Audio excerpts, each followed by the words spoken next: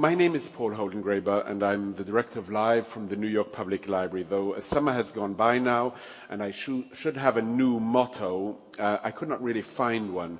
So I'm still saying that the goal of Live from the New York Public Library is to make the lions roar, to make this heavy institution dance, to make it levitate when we are successful. I would like to welcome you all to our fall Live from the New York Public Library lineup. And tonight is a bittersweet farewell to Jonathan Lethem. More about that later on. It probably won't be a real farewell, but I took it upon myself, really, to invite Jonathan, not because he's written a new book. You know, usually the case is writer writes book and pays penance by coming to the library to present book. I mean, that's the usual way things happen. Publishers call me, publicists, a whole industry is behind. I actually would someday like to do something on the book tour as a phenomenon. Maybe the last event I do will be on the book tour. But here, really, it is simply because I felt that the moment had come and it was necessary to invite him before he leaves us, to have an evening with him. So the reason of having Jonathan today is not a new book, but an oeuvre, to use the French word, a whole body of work and certain obsessions that we share and that we will discuss.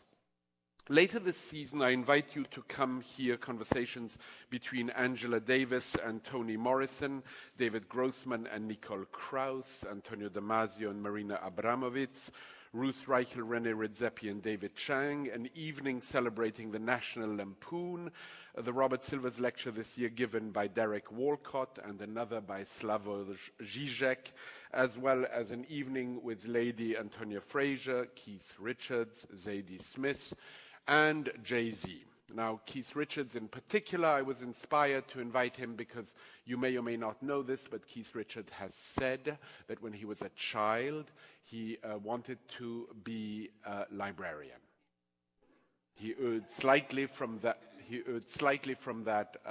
Vocation. He wanted to be a librarian. He said that there are two institutions that matter greatly when he was growing up in England. One was the church, which belongs to God, and the other one is the library, which belongs to the people. He said the library is a great equalizer. So with that in mind, I felt that we had to invite Keith Richards, mainly to speak about his vocation, which he didn't follow. I would like to encourage all of you to become friends of the New York Public Library for just $40 a year, which is rather a cheap date. You can get discounts on all live tickets and much more. As always, I would like to thank our independent bookseller, 192 Books. Jonathan Lethem will sign books after our conversation. Before signing, there will be time for a Q&A. A question, I have calculated this, takes about 52 seconds to ask. A good question about 47 seconds. Mine will always be quite a bit longer. Keep yours brief and let's have fun hearing the answers. More about that later. I would also like to greet all of those of you who are watching us online on Fora TV. I'm told we are being streamed live online now. It sounds quite wonderful. So hello to everyone out there. Jonathan Lethem is an American novelist who was born in 1964 in Brooklyn, New York. The son of a painter, he followed in the footsteps of his father when he enrolled in the High School of Music and Art, where he painted, made animated films, and generally nurtured his identity as a visual artist. At Bennington College in the early 1980s, he abandoned painting for writing and dropped out midway through his sophomore year. Lethem spent the next decade living in Berkeley, California, where he worked as a bookstore clerk, and more about that too, and wrote in his free time. His first short novel, Gun, with occasional music, was published in California in 1994. Since then, he has returned to Brooklyn and published many acclaimed novels, including The Fortress of Solitude and Motherless Brooklyn, which won the National Book Critics Circle Award. His stories and essays have appeared in The New Yorker, Harper's, Esquire, McSweeney, The New York Times, and others. One of the essays, The Ecstasy of Influence, A Plagiarism rather than On Plagiarism, has had a huge influence on my thinking. The best thing ever written of its kind, and I'm not sure anything like this has ever been written, so it's the best in its kind, alone in its kind. I highly recommend that you read it now, tonight, if you have not yet. It is in Harper's Magazine, February 2007. I suggest you download it and upload your mind. Lethem is a recipient of the MacArthur's Fellowship Award, which is called the Genius Grant, and his most recent book is Chronic City. This fall, he will relocate to California, where he will replace is not quite the right word, the late David Foster Wallace as Roy Disney, class of 51 chair in creative writing at Pomona College.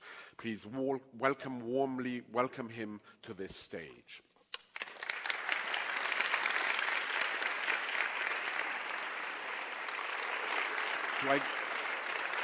No, you're right.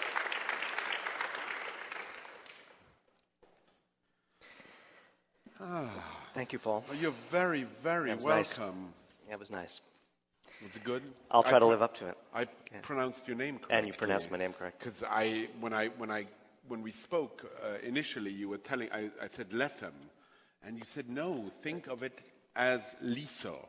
Yeah. Lethem. If you think of lethal, you'll never. I'll know that I'm pronouncing. Now, I was wondering, because I spent yesterday night, as I usually do, not sleeping. I wonder, do you suffer from insomnia?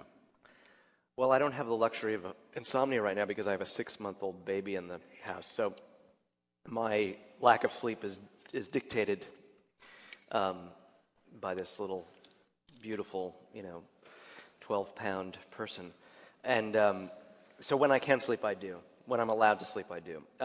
Actually, I have insomnia when I'm traveling. I had insomnia last night, and I do think of it as a luxury. It's like a luxury to have insomnia. Yeah, I think so. How do you mean? Well, this is quite interesting. Those hours alone at night thinking, I used to look at it as some sort of, don't you find that a lot of the things that were once oppressive become your pleasures in life, like flossing? I used to think it was really, even to have to go to sleep when I was very young, I felt burdened by it. Now, of course, that became one of my pleasures, and then it seemed it was robbed if I was suffered insomnia. But now I feel if I can lie awake alone in a darkened room and just be by myself, that's not so bad. That's not so bad. I've learned to savor it. I feel, the way I express it all is that I feel that I keep the night company. Uh-huh. Yeah, the hour, there's a poet I know named Lauren Bosolaro who has a book called The Hour Between Wolf and Dog. I don't know if she made up that phrase or not, but... That's another phrase that probably will keep me up at night. Yeah. Now, you wrote this little essay. I'll read the first paragraph. It's quite a paragraph. It's called, So Who is Pirkus Tooth Anyway? I'm on stage after giving a reading, blinking in confusion again at a question. I've been asked by a member of the audience. The question is one I anticipated and rehearsed answering for years before I was ever faced with it, and which, as it happens, I answered aloud in public a few dozen times already by now. You'd think I know the answer to it. You'd think I'd memorized the better answers I've given in the past, might have honed a version of a sincere reply I'd be comfortable offering up, or else honed a lie or a jape, does one say? A jap? Jape. A jape. or confection to stand in its place, one to entertain the audience and the questions asker, and in the process distract them from noticing I'd avoided the question. Or I can hear you suggesting I might simply reply with humble, unrehearsed honesty, as if the question had never occurred to me before, but was certainly worth an answer. The difficulty is that at this moment I can no longer recall what I believe to be the truth. So in that spirit, in the spirit that you just outlined, I'd like to say that the questions I will be asking to you today are very open source.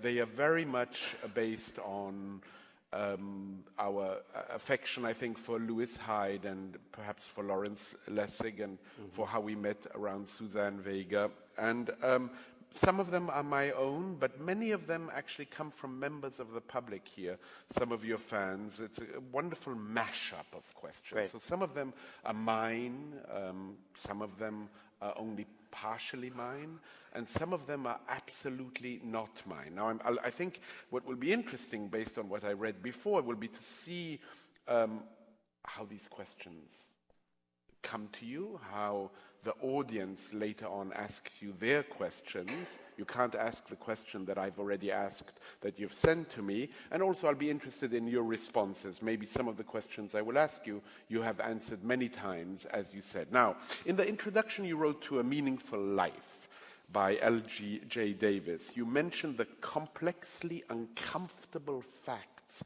in the case are the facts of my childhood. It has fueled your writing, you write. How would you define that discomfort? Well, what I'm thinking about in that introduction to L.J. Davis's book, It's a marvelous book. A Meaningful Life, is, again, Dean Street. You know, a couple of blocks of a street in Brooklyn in the early 1970s that for me have been, you know, they were a stage where drama of coming of age was enacted, and they're permanently mysterious, charged, uncomfortable, attractive, you know, romantic,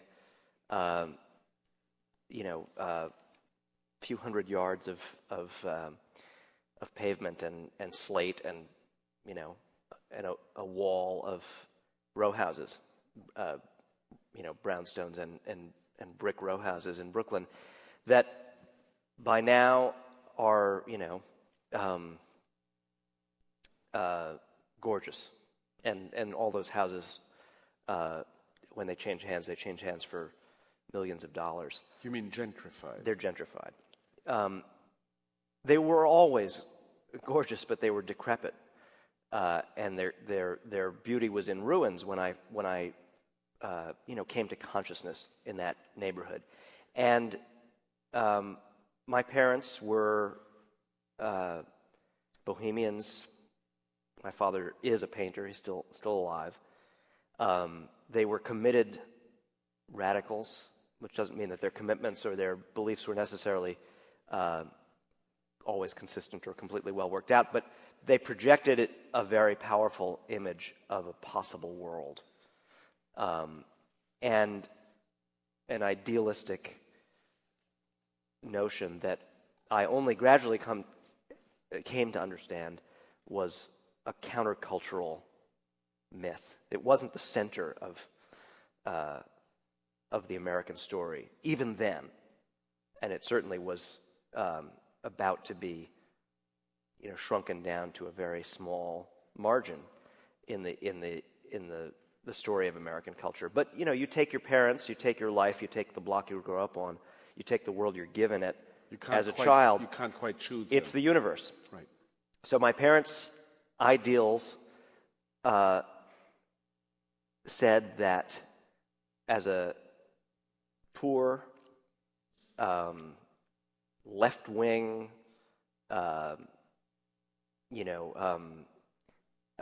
bohemian, scruffy, white family, we were allowed to take possession of one of these houses in this neighborhood full of abandoned houses, Dominican families, Puerto Rican families, and a very small handful of the very first, ambitious gentrifiers, the brownstone they called themselves, whom we resembled, but believed ourselves to be apart from. They had a program of displacement and gentrification. We were coming to live in a neighborhood. And in many ways, that ideal was enacted. I went to the public schools while all the other white kids I could see around me were being exported, not distantly, but exported to Brooklyn Heights, to St. Anne's, or to Brooklyn Friends, or Packer Collegiate. I was, at one point I was one of, I think, 3 white children in an entire school. PS 38 on the corner of Nevin Street and Dean. In other words, I was a very weird kind of reverse minority, packed full of this passionate, idealistic belief that the civil rights era represented a triumphant and complete story, that racism had been eradicated in our society, because my parents were so defiantly proud of their participation in that story, and rightly. Of course, we now know, we always knew, if you weren't 6 years old, that the world wasn't that simple. But I had to learn it very, very, very gradually, and emerge from this script to understand that what was, what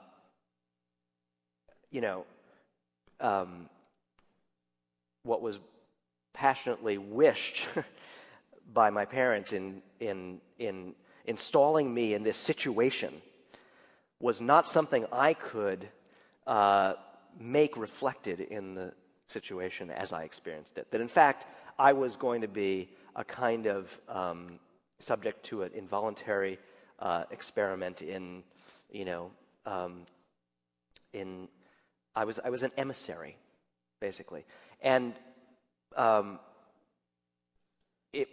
often tried to speak of this in terms of a kind of theater, because it always, when I wrote about being bullied in Fortress of Solitude, what I wanted to capture most of all was the sense in which it was like had qualities of being a conversation and a game and a transaction and a dance. It had so many scripts layered so deeply inside of it, all of them, of course, completely beyond the enunciation of any child or any of the participants.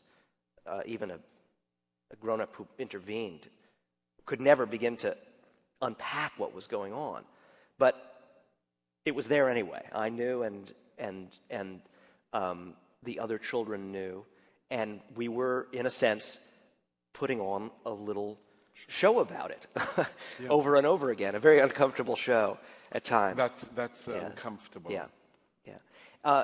So L.J. Davis, right. So there's this terrific, neglected novelist among the Brownstoners, and proudly, L.J. will be the first to tell you, he came to renovate brownstones. He came to buy up as many of them as cheaply as he could, and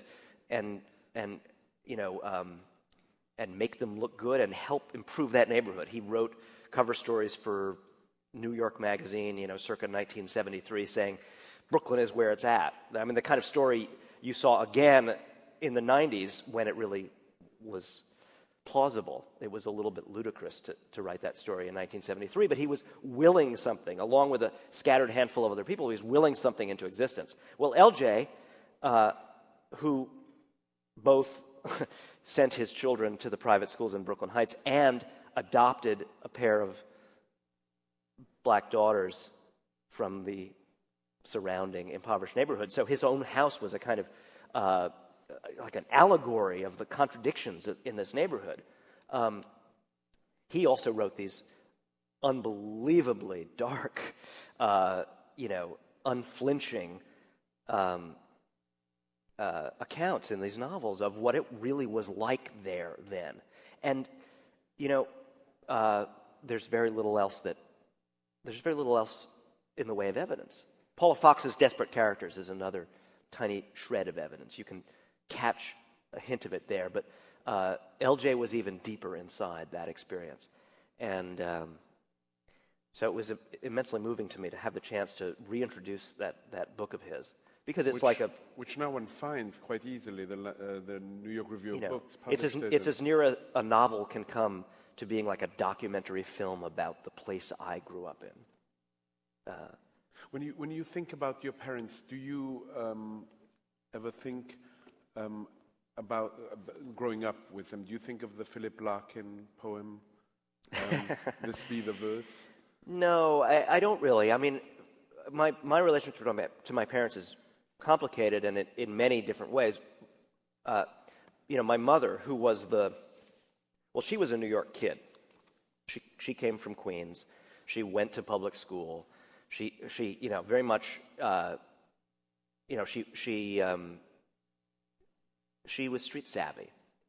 And she was the reason that my parents felt confident moving into that neighborhood in many ways. She knew how to relate to all kinds of neighbors. She knew how to navigate. My father was a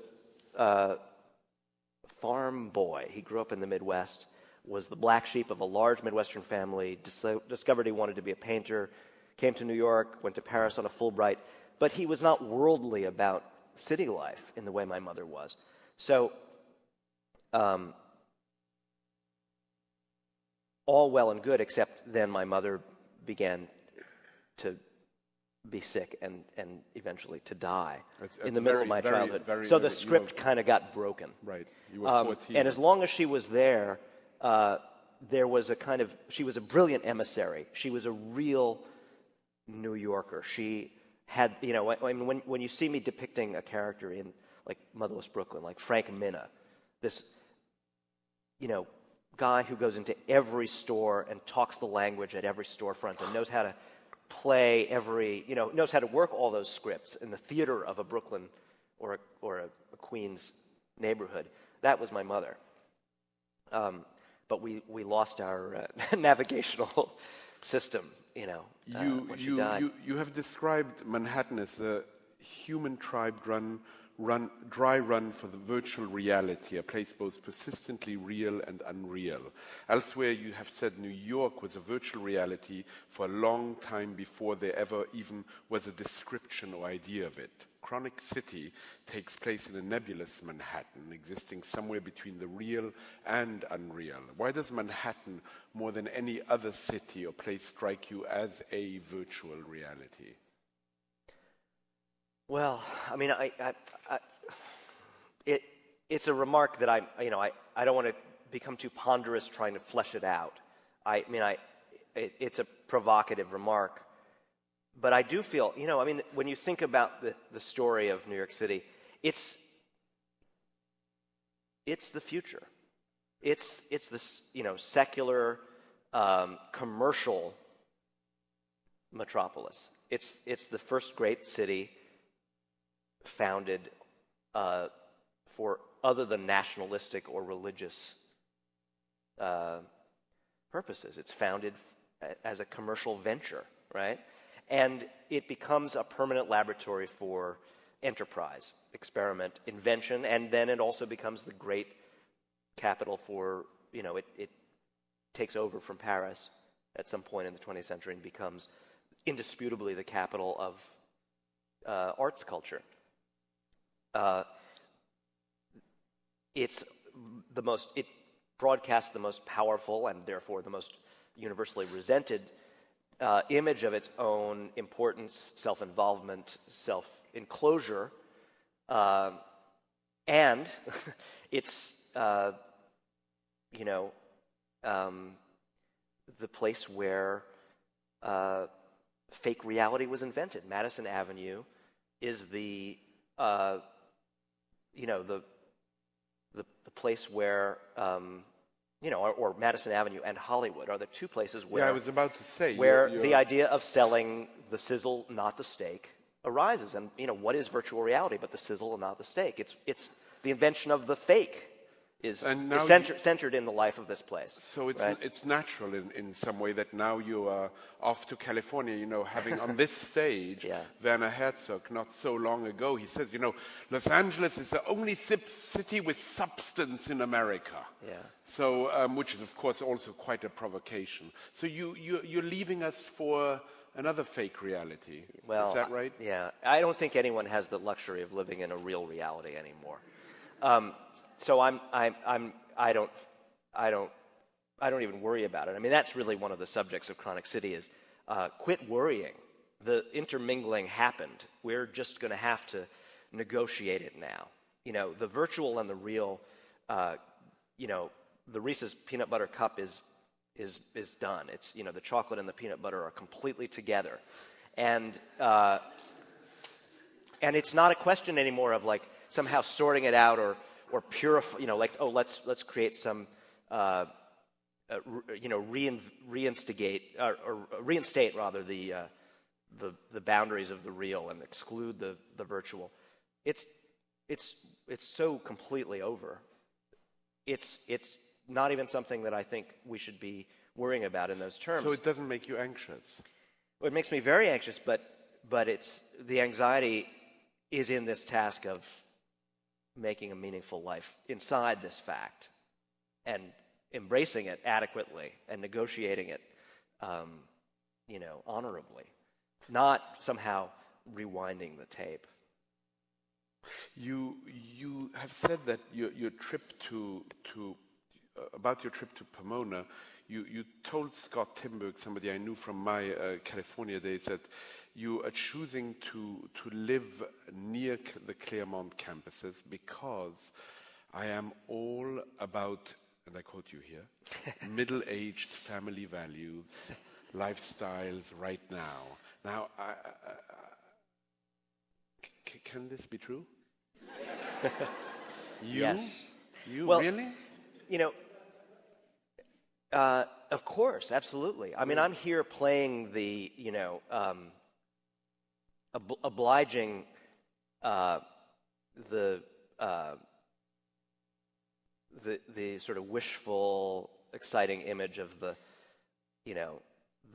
solo operator, the independent operator, the life of the mind. But I've made this enormous commitment to my family. I have these two tiny children.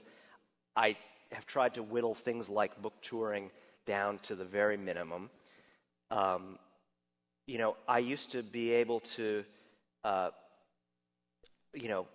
pretend to be in a rock band and fool around with collaborations with filmmakers or whatever. I have to be I have to lead a very simple life now. If I'm ever going to write a novel again, it has to be just about the only thing I do besides, changing diapers and making meals. And this teaching job, this marvelous, unbelievable teaching job that's about that because landed. It's a dream come true. It's a complicated dream come true. Yeah, sure, it is complicated, but it's not. I'm not ambivalent about it. It's a very. I mean, leaving New York City is bittersweet for me. What's being left behind, friends, walking on Dean Street, being in this library, all sorts of things, that's bittersweet. But what I'm being drawn to, I have no hesitations about. It's a kind of a fulfillment, actually, of a lifelong, flirtation with academia. I've always loved that environment. And, even when I dropped out of college, I moved to Berkeley, began living right in the shadow of that gigantic university there, pretty much only dated grad students and was mostly taken for a grad student by people there, and worked in a bookstore where all I did was sell, university press books to my new friends. And I for a long time I prided myself on being the only, not only non-professor, but the only person without even a bachelor's degree who'd written an academic satire, because I did write one a long time ago called As She Climbed Across the Table. So this environment has always been very attractive and charged for me. I think of it frequently I think of it in terms of my parents' idealistic, utopian notions about creating a sacred space, an exalted space where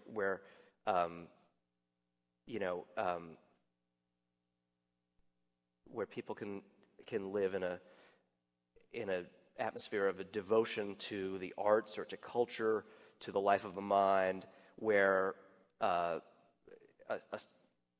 special level of civility or a sublime perfection of everyday life might be attained. Of course, this is exactly what's always doomed to failure. It was doomed in my parents' idealization, and I'm sure anyone who's familiar with university settings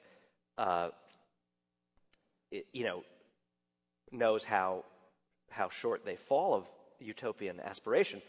But it's the effort, it's the yearning, it's the notion that there might be an enchanted zone, there might be a place where something utopian can be enacted, even if very briefly. I mean, this is really one of my obsessions in my work, is the temporary utopia. The brief encounter. Yeah, in Fortress of Solitude, you see the character passing through this idealization of the moment when hip-hop was invented in Brooklyn, when it was a kind of pure folk art, not yet commodified. People plugged turntables into the lampposts and suddenly there'd be a party.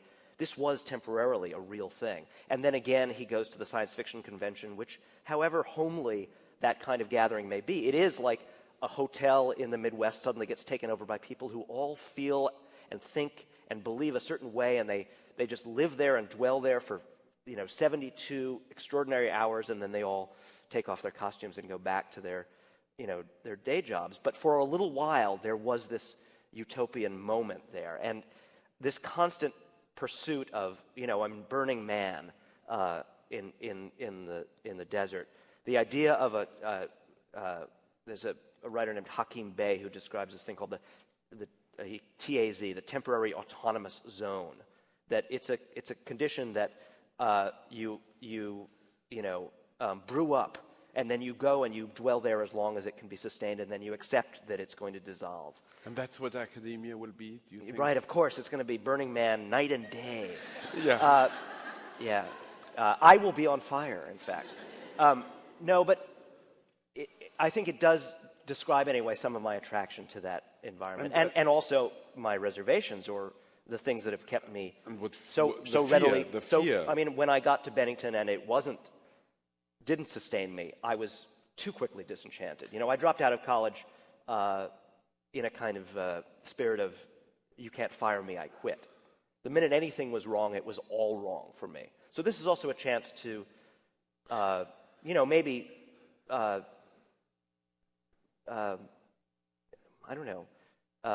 Find more resonance and wonder, and find maybe some level of attention. Yes, maybe, and maybe get health insurance for the whole family. I mean, it's a very simple form of security. I am, I'm pushing 50, and I don't want to be kind of scrapping and on the road and doing these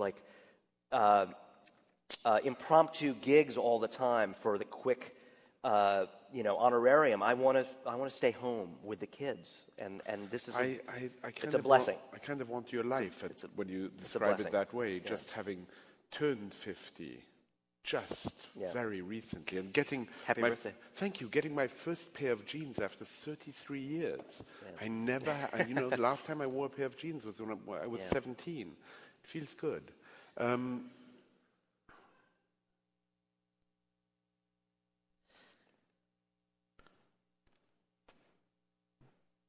Before firing yourself or leaving or abandoning academia as a student in Bennington, you found ways of entertaining yourself there quite deeply. And I must say, the parts of you I love best are the obsessive parts, the parts that are just totally and utterly absorbed by something.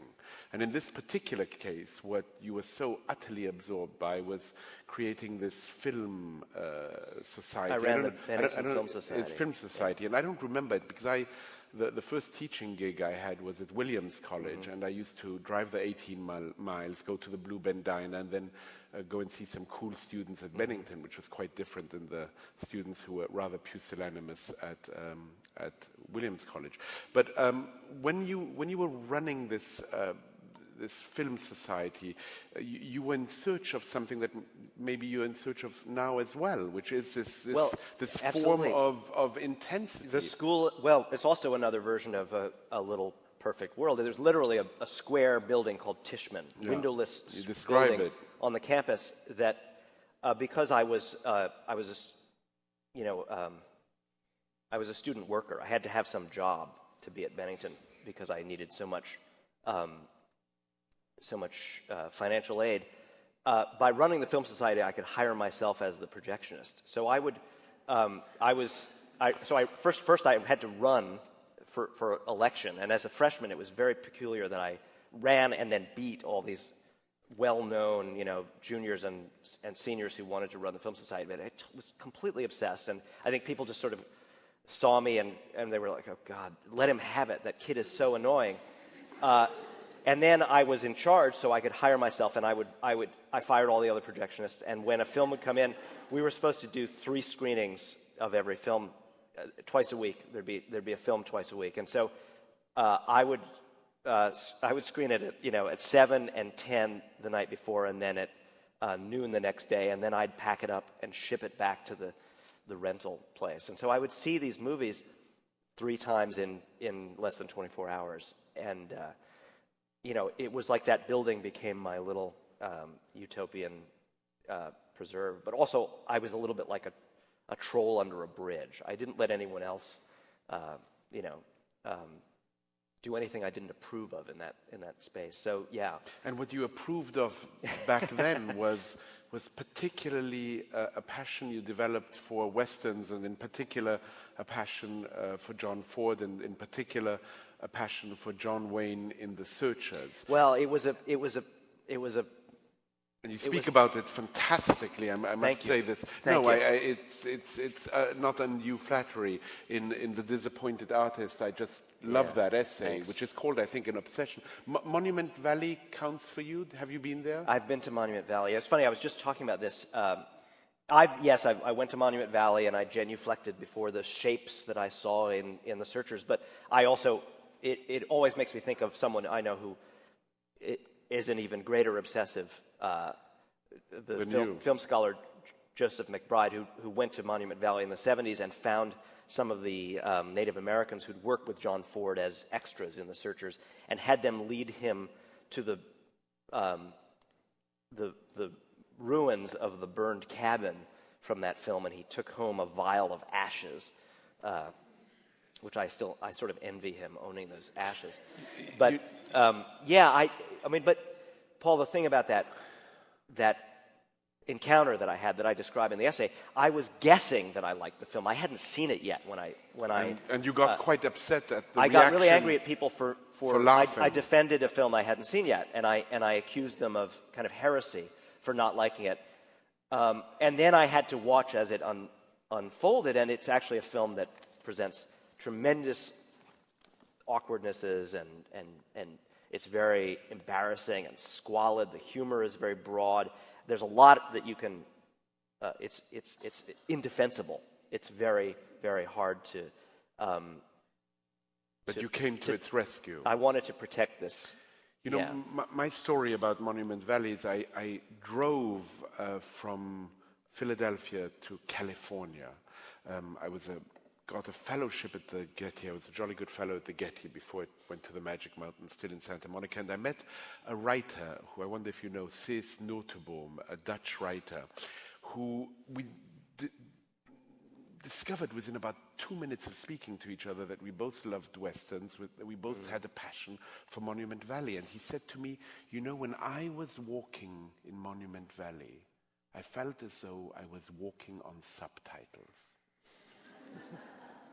And that image was so powerful. Europeans love westerns, and they see them, I think, it's very for them it's like an allegorical space. It's not a human space, which is one of the ways in, is to stop looking at it as sort of bogus history and to start to see it as like a Beckett play, characters on a blank page. So yeah, with subtitles, I guess, if you're in Europe, but also he was walking, the space. I think he also meant that the space where he was walking on Monument Valley was where the subtitles appeared when he was watching the film.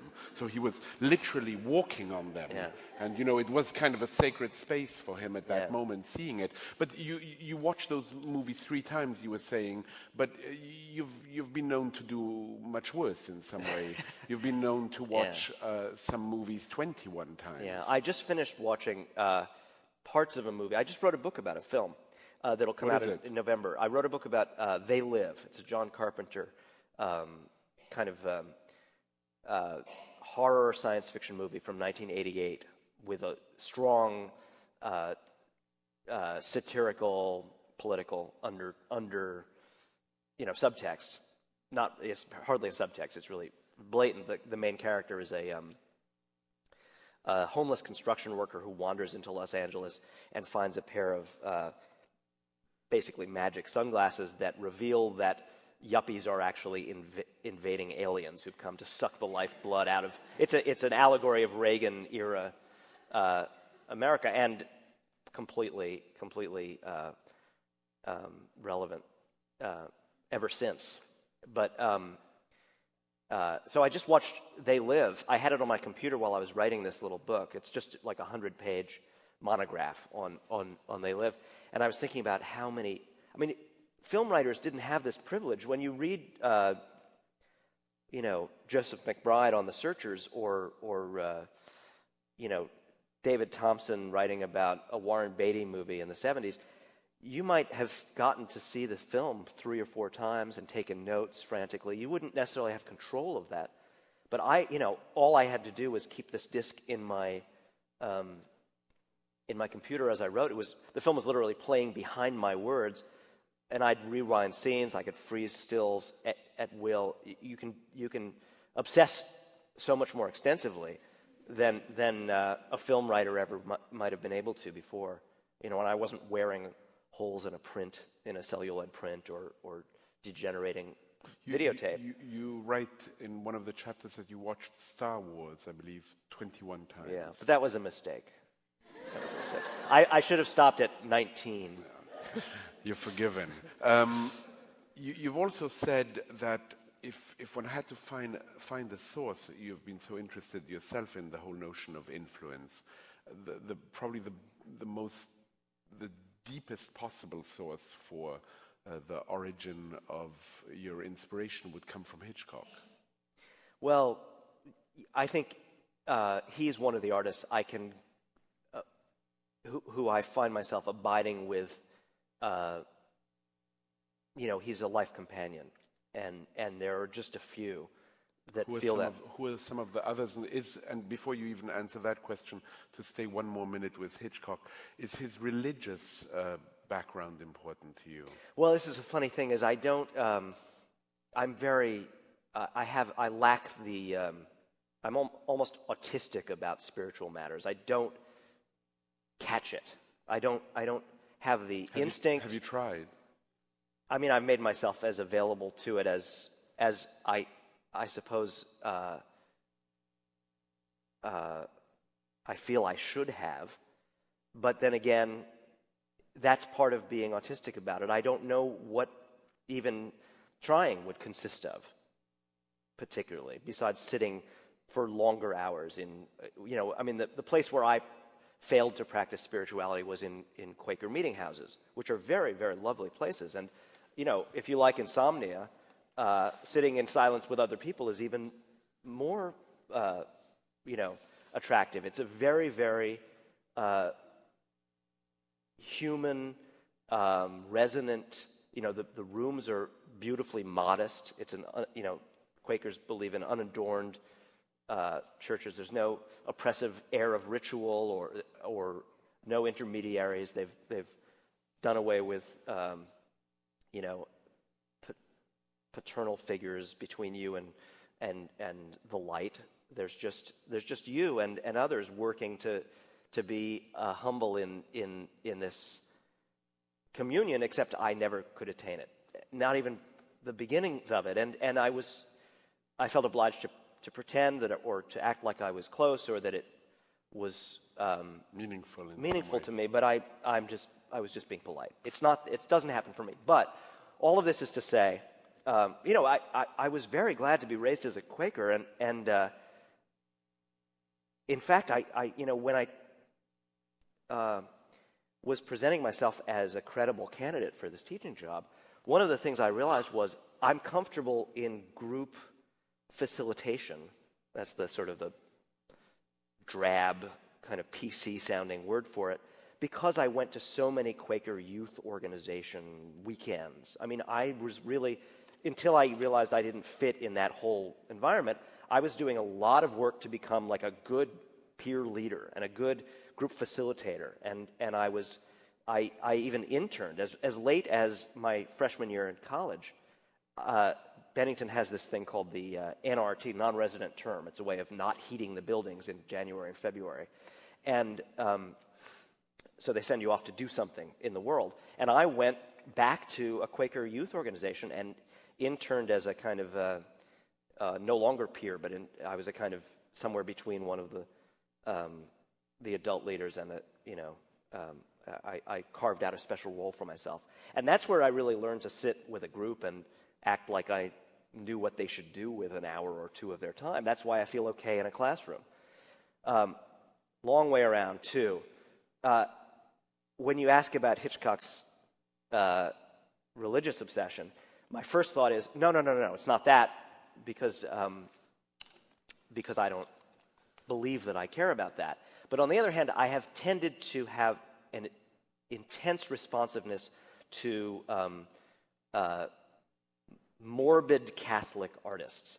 Graham Greene, Muriel Spark, again and again and again, I find that novelists that I really, really vibrate with are, have the same kind of troubled background in English, usually. It's partly English why I was asking you. And Catholicism. I don't know why. Interesting that you mentioned Graham Greene, because as I wish to ask you about one of the very first jobs you held, making sandwiches, which led to a good understanding of how to deal with customers in a bookstore. Graham Greene in The Power and the Glory writes, "There's always a moment in childhood when the door opens and lets in the future." And it strikes me as very powerful. And there you were, making sandwiches, learning that you should not use the phone, that you should, in fact, not use the phone and deal with customers who are right in front of you. Yeah. And then when we spoke over the summer, I found you in, and you told me to look it up, and it's quite fascinating, in a bookstore you, I think, own, in part, Red Gap Books in Maine, and which is in Blue Hill, Maine, and was founded in 2009, I read, by Marjorie Kernan, Andre Strong, and Jonathan Lethem, as a place to keep our strong interest in all things bookish lively. It has a wide choice of used books at reasonable prices. The sections include I like that very much. I wonder if you wrote the copy for this. The sections include top quality fiction, art, Maine, photography, sailing, nautical, film, philosophy, etc. Espresso and cafe tables make it a pleasant place to hang out. Yeah, I think Marge wrote that copy. And I'm a kind of a shadow partner. I mean, I've spent, unfortunately, for the same reasons that I'm, that I've moved into this complacent middle-aged phase that we were talking about, the emphasis on family. I'm not in that shop, even when I'm in residence up in Maine. I'm not in that shop as much as I enjoy being. Marge and Andre really run it, but I take this incredible, smug pleasure in being a bookseller again. It just feels very right to me. And having this sort of these shelves that I go and I fondle and straighten and price and erase books, the prices in used books, it's restorative for me. It's something I did, there maybe is where my spiritual practice hides, is in this adoration, this horrible adoration of these talismanic objects. Why horrible? Well, I just mean it's very materialistic, even if it, masquerades as a love of literature. I'm a book collector, and I've always revered these things. Lydia Davis has this amazing story where she's writing about motherhood and about how she has this dictionary she cherishes.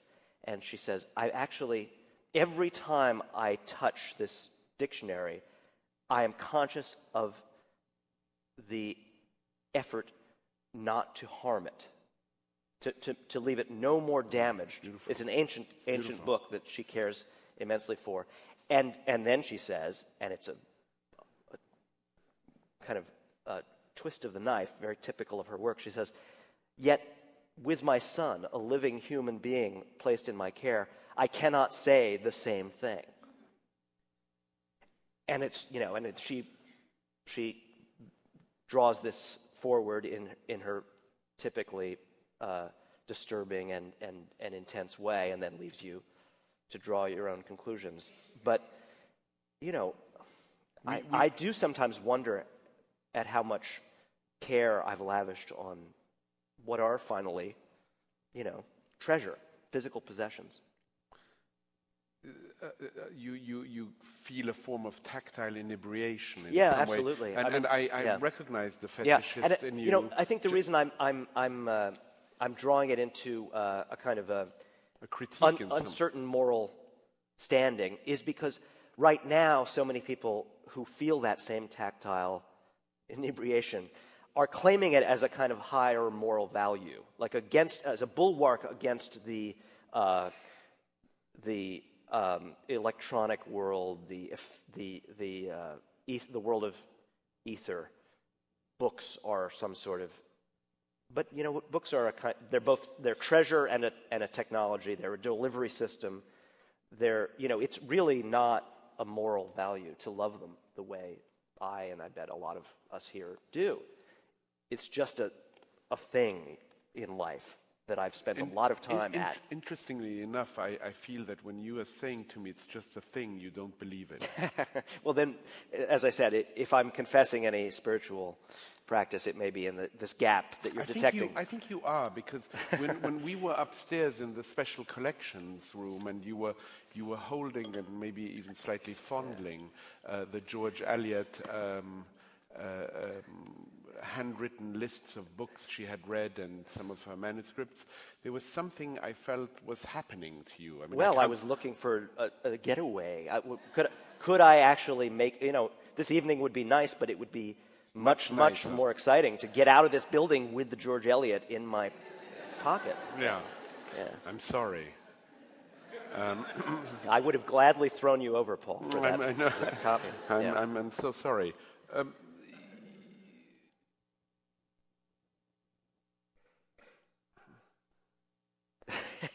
Interestingly enough, it strikes me that you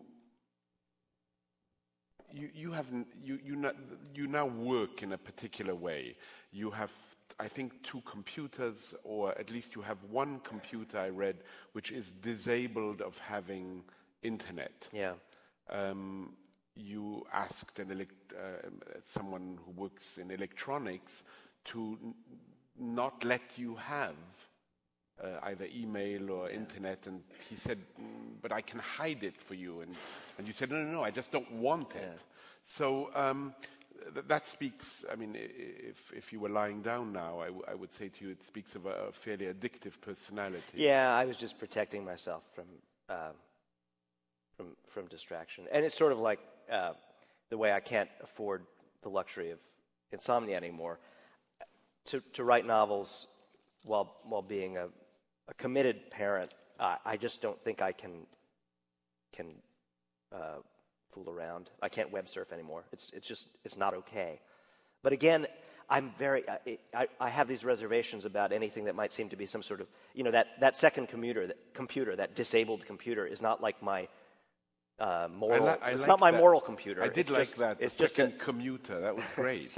It's not a superior or exalted computer. It's just a practical necessity for me, because I will check my email like anyone would, and I just can't let that go on.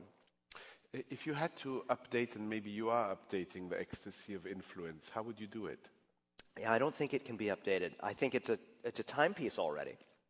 I mean, after you get things like David Shield's own manifesto, which pushes a similar exploration into new turf, and after the way it's been, kind of become part of internet lore, I'm very proud of that. I think it's the most linked to thing in the history of Harper's website. Read it, please. But no, I don't feel. I mean, it more than any other piece I've ever had in my hands, it doesn't belong to me. It never belonged to me. It was sort of, I was summoned to be the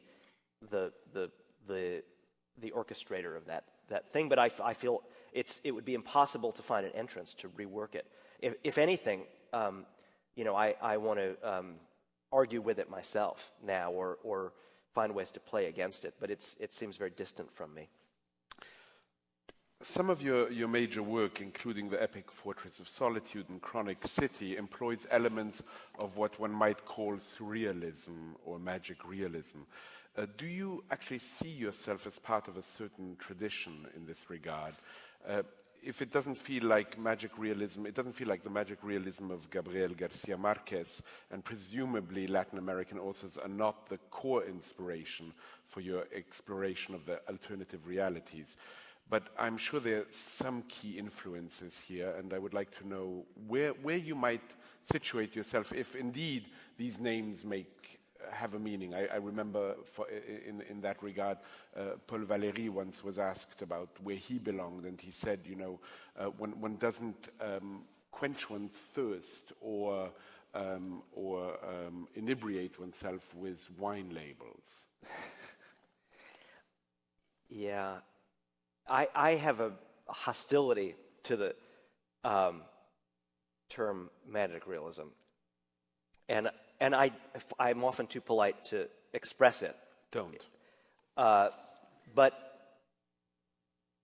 because people often are offering it as a description of my work in praise. They're trying to say that they've responded to what I'm doing, and that it seems valid to them. And in fact, they're often specifically offering it as a way of distinguishing, even if this is unspoken, distinguishing those features of my work that they're calling magic realism from down-market, indigenous down-market notions like science fiction or fantasy. But I really find it a particularly useless phrase, because I find both terms are dubious, the magic and the realism, because what it presumes is that everyone consents to what realism is, and that realism is this sort of placid, sturdy, resilient, universally recognizable thing, and that now, we're going to sprinkle some magic on it.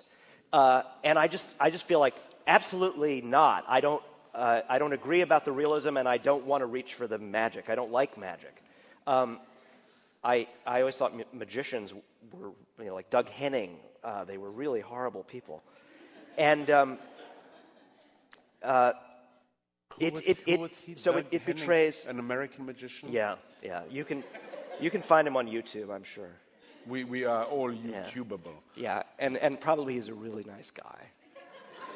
And comes from a good family. He's probably watching us streaming right now. Yeah. And he's turned to his wife and said, "Why did he say that?" Too bad. But so that term actually, I am letting myself become aroused. It specifically magic realism betrays everything I understand about how I arrived at the way I make the work I make, okay? Because I just think realism as a consensual, default for fiction is gone. Mimetic techniques, many of which I employ myself with great relish. When I learned to do good mimetic techniques, I was totally thrilled. But they're in the employ of a fiction, as I understand it, that fundamentally understands itself to be an artifice, a fiction. Okay? So magic realism, I just don't want to get anywhere near those two words together. I don't like them. I think you've been quite clear. Yeah. In Chronic City, your characters are intimidated by a gigantic novel entitled Obstinate Dust by Ralph Waldo Meeker. This is an allusion to David Foster Wallace's Infinite Jest, perhaps. Speak about David Foster Wallace as a contemporary, as an influence, perhaps, as an inspiration for the fictional novelist Ralph Waldo Meeker. This, of course, has extra relevance given the chair you will occupy. Yeah. It's a strange, very particular and striking destiny to go and now sort of occupy this. Putting aside his accomplishment as a writer, he happens to have been one of the most beloved teachers in the classroom, I think, in our generation of writing teachers, or maybe teachers per se. We don't have privilege to be inside that relationship. No one who wasn't his student really knows what is being discussed, but something very special occurred because people testify again and again to what he gave in that transaction. So it's a sort of a mark to aspire to. That's and it'll be very much in the it's local there. I won't, because 3 years have elapsed. I won't, and it's just an undergraduate school. I won't actually teach students who worked with Wallace, but still, it's going to feel very close at hand. Yes, the reference in Chronic City, that book, is a kind of a reference to Infinite Jest, although actually when the characters open up the book and begin reading it aloud on the subway, what they encounter is quite a lot more like another titanic, kind of imponderably ambitious novel, Dahlgren by Samuel Delany. And so in my mind, the fictional book inside my book combines features of Infinite Jest and Dahlgren. But I'd begun Chronic City and had already written that reference into the book before he died. And I didn't know at first what to do with it. It was sort of staring at me after he committed suicide. Of course, it felt horrible to think I was supposed to take it out now. Because it would be like I'm obligated to erase him from my book as he's erased himself from the world. That was unthinkable. But at the level that I'd placed the reference, it might seem to be a chafing or scornful one. And so I was stuck staring at it and trying to penetrate its future in my book. And I ended up bringing it back and intensifying its place in the book. So it becomes, it deepened for me. How do you come upon the names of your characters? I mean, they have, I've written down a few: Chase Insteadman, Laird Noteless, Richard Abneg, Thatcher Woodrow. They seem like overdetermined, like a Pynchon novel, and I'm just wondering,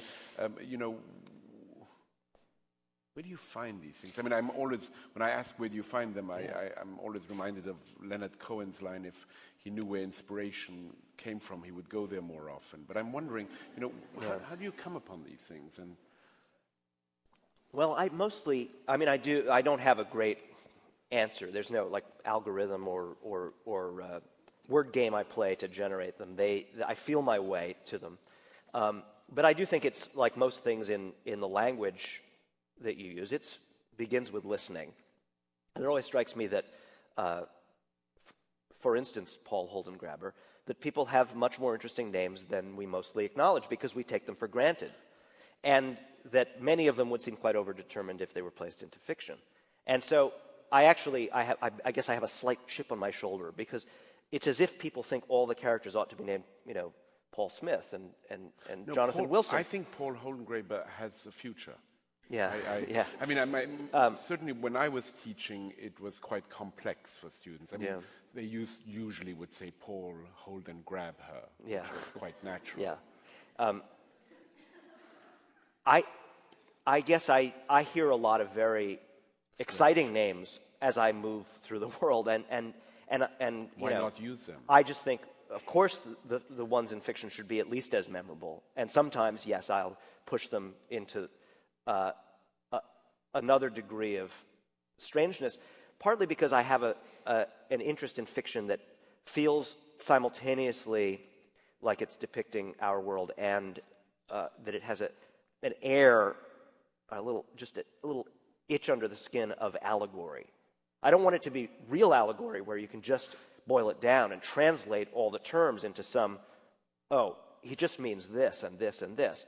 I dislike allegory in its real sense, but I like, for instance, as a kid, I was always very turned on by reading the annotated Alice in Wonderland and realizing that so many of the things in Lewis Carroll were references to Victorian ditties or notions that he was making fun of and that contemporary readers might translate. But I knew that I preferred my own blissful, ignorant first encounter with it, where these things had an air of translatability, but I was on the other side. They seemed charged with potential interpretations, but I couldn't make the interpretations. So sometimes I want the names to feel that way. Like if you worked really hard, you'd get somewhere, but you'd never do all that work. You'd never do it. Have you maintained a passion for graffiti? Have you, for instance, seen the recent movie Exit Through the Gift Shop? Oh, I want to see that. I've heard that it's good. But tremendous, Banksy. Yeah. I'm interested in graffiti, but I'm interested in that movie, but I don't think of Banksy as graffiti in the sense that for me, it has a lot to do with this experience of the vernacular culture of New York City as I grew up inside it, the birth of hip hop and the forms of communication and possession that teenagers placed over this half-ruined, half-mad, half-dystopian city. Because in the early 70s, the collective, feeling about New York was it was over, it was ruined, it was being abandoned, and that was a very thrilling, dangerous but thrilling kind of place to grow up inside because it felt like maybe it was going to be turned over to us to play in. A lot of these ruined buildings and ruined lots were, our zones. And, if you put a piece of graffiti up in 1971, it might still be there in 1985. No, if you put it in the right place, no one might ever be troubled to scrub it off. The conscious street art that formed, I have varying likes and dislikes, but I don't relate it so directly to this stuff. Because it has become commodified. Because it begins with a self-conscious, art theory or art commodification, which is fine. There's a website now. Many wonderful artists begin in self-consciousness, but this isn't the case with the graffiti culture that I was documenting a little bit in Fortress of Solitude. There's a website now where you can find every possible product you might need as a graffiti artist. Yeah. Art Primo. You just go there and you can see every possible... Yeah. There are a lot of fetishes around that world now, and I suppose I'm complicit with that in a way by making the graffiti so legendary in the places I've written about it. In closing, when we were talking about your departure, you mentioned that it coincides not only with your middle class aspirations, but also with rather ambitious projects that you're undertaking now. So it is the middle class aspirations might be modulated, as it were, by the ambitious projects. And I wonder if you could slightly disclose what they might be. Yeah, slightly. The great quote about that is Flaubert, who said, "Be be ordinary and bourgeois in your everyday life, so that you may be violent and original in your work." And it's not just and be violent and original, but it's so that. It's for him. It was one procedure opens the other. I'm starting a very big, crazy novel about Queens, about Sunnyside, and it's set at the end of the 1950s and the beginning of the 1960s, principally, although it sprawls a bit and almost gets to the present day. Certainly, we'll go through the 70s and 80s a little bit. In that sense, it's structurally the most like Fortress of Solitude, and in a way, you could almost call it a Fortress of Solitude for my mother's generation instead of my own. It's about the time and place where she pulled away from her outer borough life, brought herself out of the ethnic enclaves of Queens. In her case, she was a red diaper baby, and Sunnyside was a place where communists had gone to, again, initially to set up a perfect socialist suburb, and then with the Stalin purges being revealed in the mid-50s, they all were embittered and disappointed and had to stare at each other and not talk about their beliefs anymore. And my mother grew up in this place with these very specific kind of disappointed communists all around her. And she pulled herself out of Queens, dropped out of Queens College at age 17 and kind of ran away to Greenwich Village, where the first stirrings of the folk scene were happening. And she hung out on MacDougall Street. So I'm sort of... What year would that be? 61, 59, 60, 61, 62. I'm sort of taking this raw material of my grandmother and my mother as a bridge from the 50s to the 60s, and one version of an American leftist commitment, American communism, explicit communist belief, and then the kind of birth of the new left counterculture in the folk scene in Greenwich Village. We shared a common experience in April by 2 or 3 days apart, both interviewing or conversing with Patti Smith, which for me was, I just have to admit it in front of everybody. I mean, I just fell in love. And I wasn't prepared for it, as one often is when one falls in love. One isn't quite prepared for it. I'm sure you grew up listening to a lot of Patti Smith. I discovered Patti Smith as I turned 50. I'm wondering, what did you learn the evening or the afternoon when you interviewed her? What did you learn that you didn't know about her? That's not the 50s, late 50s, early 60s, but rather she was talking about the grittiness of New York that she misses now. No, it's funny. You followed my rambling just then with this question, because she actually unexpectedly reminded me of my mother. Her physical presence, in a way, in person, was very, very different from the image she projects, and that was as intense as anything that was exchanged personally. And she's very, very beatific, warm person to be, a splendid person to be in the presence of. She sang a song on stage for me. I don't know if she did this for you, Paul. She did. Yeah, and she sang it looking into my eyes. She didn't do that for me. Yeah. And that, I have to say, that overwhelmed any yakety yak. That was the takeaway. Was she sang a song looking into my eyes? Well, I must say she did do something for me which was quite special.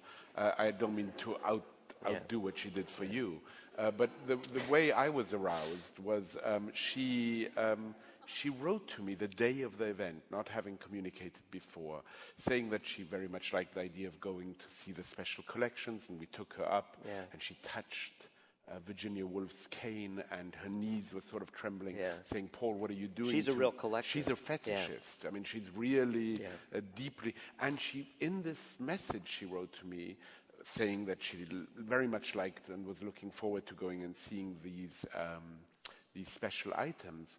The last line, I think after her signature, was, "Shall I bring my guitar?"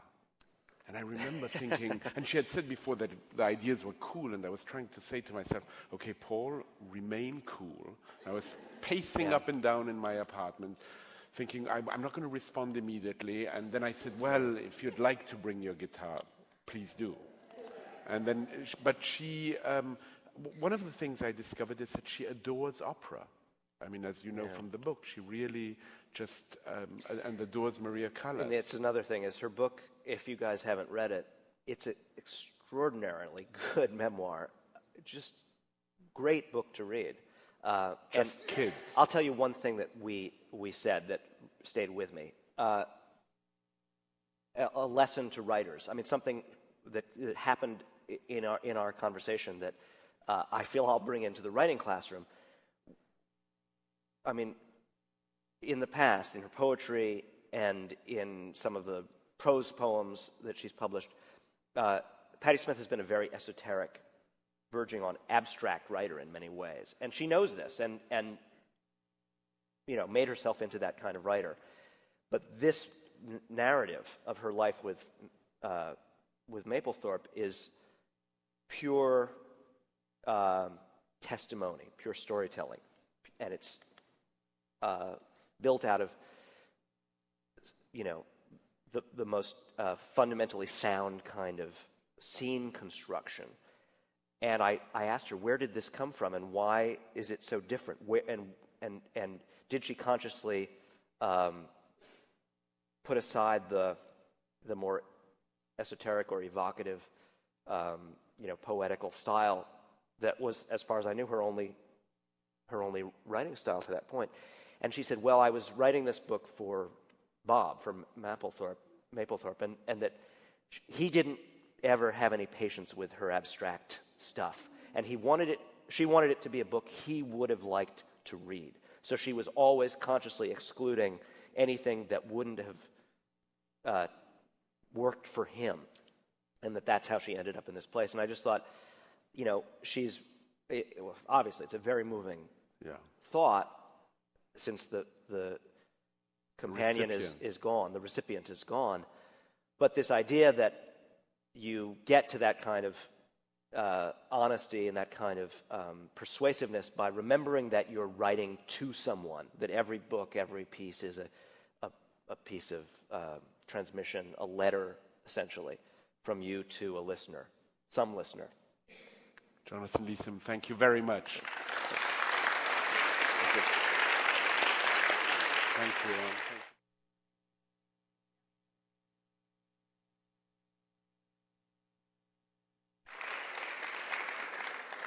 There's a microphone, and there may be even some good questions. Come on up.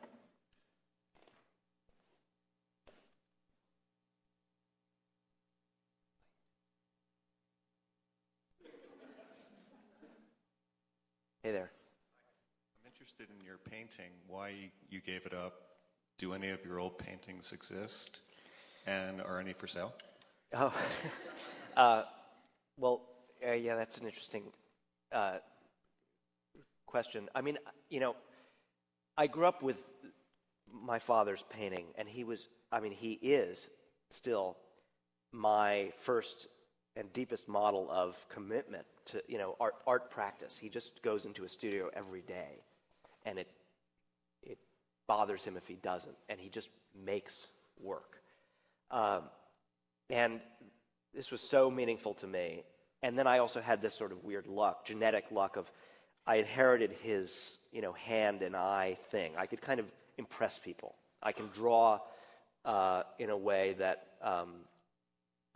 that turns on art teachers and made them think I was a hot ticket. But in some other sense, I was always so utterly unlike him in engagement with language, narrative, storytelling. I always, as many museums and galleries as I was taken to and enjoyed being taken to as a kid, and I have a lot of, art vocabulary, art literacy. It was books that blew me away and that I took into myself, and it became personal. So the game, the dance as a kid of being a little art prodigy felt very exciting to me.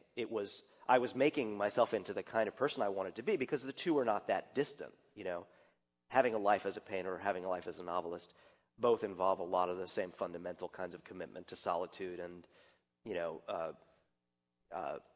self interrogation of your interests and influences, and trying not to repeat yourself and trying to avoid cliches. And so the training for one was perfectly applicable to the other, and it was fun being an art kid. It meant that in high school, instead of going to like social studies or math classes, I was often doing things like, in high school I carved marble, stone. By the time, even before I'd gotten to college, I'd spent hundreds of hours in art classrooms, and that's just a nice way to spend your teenage life. But I somehow knew I was meant to be a writer. I had another kind of thing going on between me and the books. So the one was always lurking behind the other, and I was never actually in doubt of it, just as it happened. Thank you. Oh, yeah, right. Oh, so a very small handful of paintings exist, and I think they're in my dad's storage space. A few of them. There's only 2 or 3 I would ever let anyone look at. They're mostly just really sophomoric. One of the weird giveaways is the way I painted was very narrative and cartoonish, and there were always characters, and sometimes even words would come in. I painted a lot of words on the canvas. It was like they're begging you to say, "Oh, just go and start writing," There's a book called The Writer's Brush, which is this big coffee table compendium of paintings and drawings by writers. Yeah, and it's very flattering because it goes all the way back to like Victor Hugo, and Borges has a drawing in there, and there are lots and lots of, John Ashbery has collages, and John Updike has cartoons in it because he was a cartoonist before he was a novelist. And I think I'm the youngest person featured in it, so it's sort of neat to be like bringing up the rear in this, compendium of the dilettantes.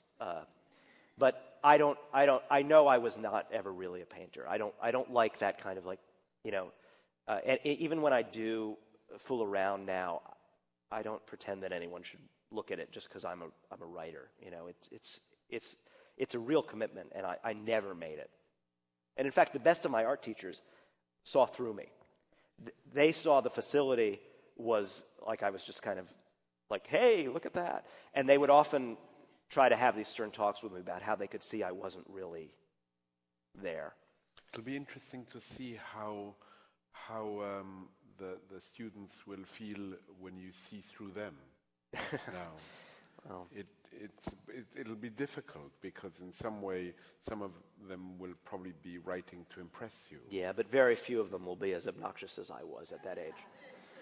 I was really, because I'd gone to art school as a teenager and because my dad was a painter and I could just play the role so confidently. When I got to college and I was, when I talk of these best of my art teachers who confronted me, I'm talking about at Bennington in the first year or two there, I was really a jerk because I was acting like I was just going to have like an art career without caring about one. I just seemed to think it was mine to be had, and they needed to step up and say something. I was fooling around.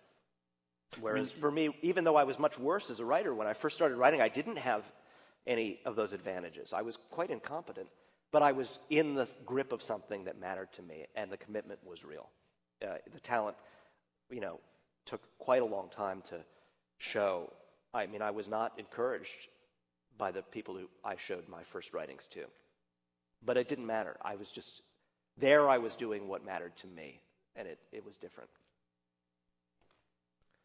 In some of, in one of the last essays of the Disappointment Artist, you write about this, what I love, is this level of utter absorption.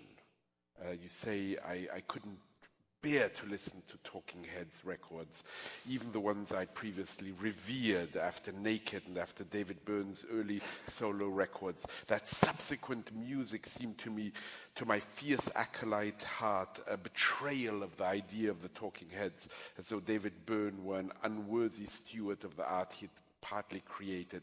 All their music became poisonously embarrassing to me at the moment I realized it wasn't as good as I'd claimed it was, and no band is as good as I'd claimed Talking Heads were in the years I adored them. I suffered other similar, if milder, divorces. From the surrealist painters Magritte and De Chirico, from Jean-Luc Godard and Brian Eno and David Bowie, these disappointments I managed to modulate. The artists are less like ex-lovers and like friends I keep in my address book, but call less often than I used to. It was my splits from Talking Heads and Stanley Kubrick and Don DeLillo that left me indignant, ashamed, and unmoored as breakups with a girlfriend or wife, wondering who'd failed whom. And then you say, attempting to burrow and disappear into the admiration of certain works of art, I tried to make such deep and pure identification that my integrity as a human self would become optional, a vestige of my relationship to the art. I downloaded art into myself. Love these Thank words. It's as if for you to exist in that world, you need to set up such a high expectation that a natural disappointment will come.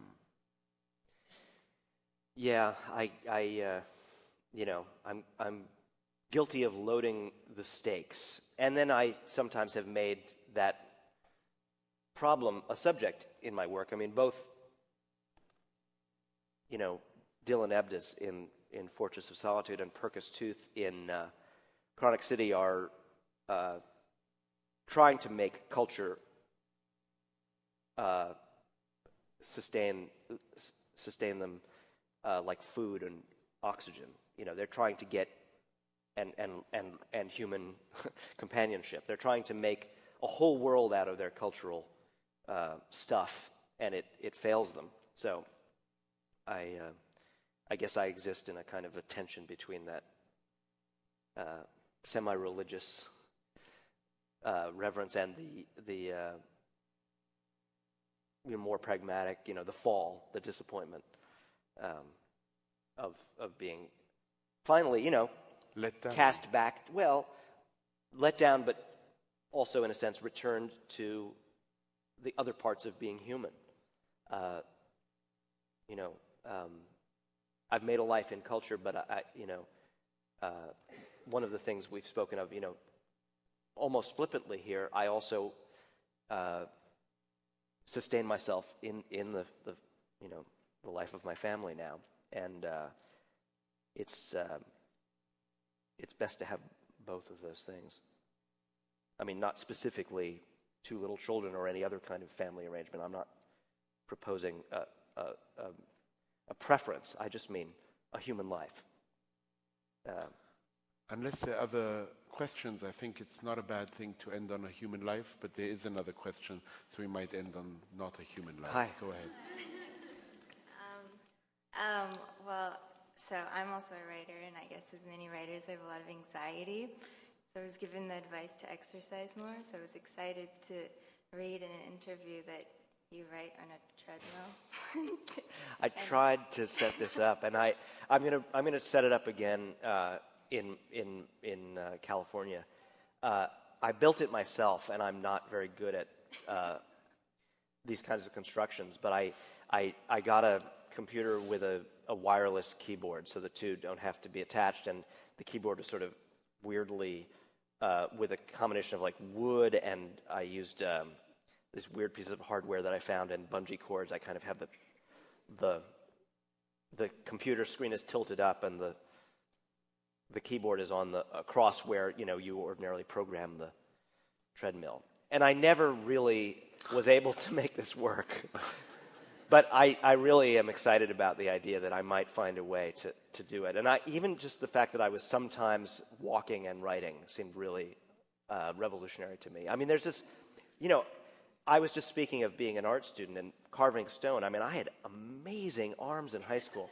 And, there is this sort of joke about painters live forever because they're like up on their feet, moving their arms around, and writers all sit, you're like moving the least part of your body.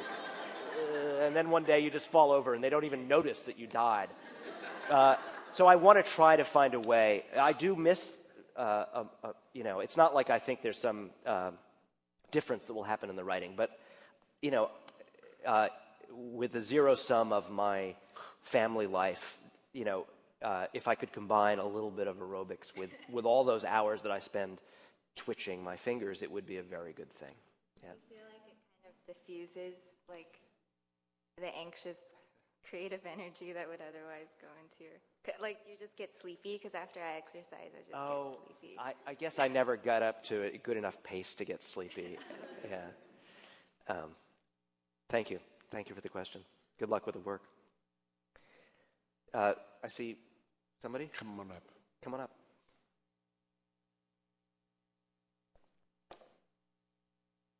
Hey. Hi, sorry. Try to make it quick. I know you're trying to wrap it up.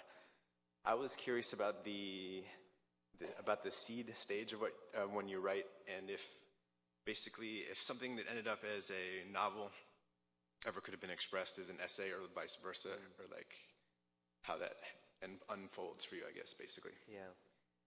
That's like my answer from my seat. Thank you. Well, I don't ever feel like I've mistaken one thing for another in that way that I think you're proposing. And novels, they don't just suddenly, you don't sort of have one seed and then you see a little sprout a couple of days later and you're writing a novel. For me, anyway, they're this accumulation of sometimes, to begin with, things I don't know are related to one another.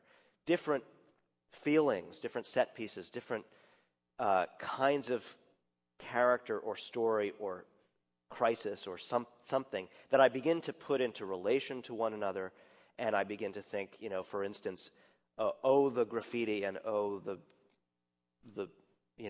being bullied and superheroes and liner notes and soul music and this kind of character that I've never done before. This all does belong together. I'm thinking about it for a reason, but this happens over a period of years. And I've always been thinking about a novel for years, even if it's in very nascent, very inchoate ways, before I begin anything. Before I even take a note, I've usually been kind of mulling or just living with some half-formed stuff that starts to clump together. Novels are really, it's a very baggy art form. Even the least baggy novels, the most kind of apparently slim and elegant and on-point novels that you could think of, they still have so many different things in them compared to most other art forms. They're so various, the numbers of characters and situations and sentences and approaches usually that are all hiding under that one, umbrella.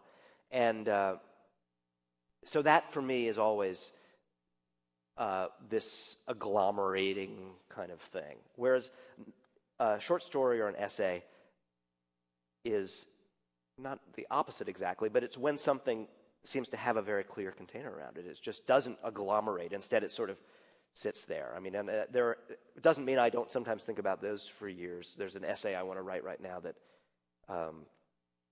I've had the title and the idea for it just sitting for a long time, and I kind of know exactly how it's going to work, and it just needs writing. And it doesn't open onto other territories. It doesn't complicate. It's just waiting. So that's an essay. Thank you so very much. We will miss you. Thanks. Thank you very much. Thanks. Thank Yeah. you.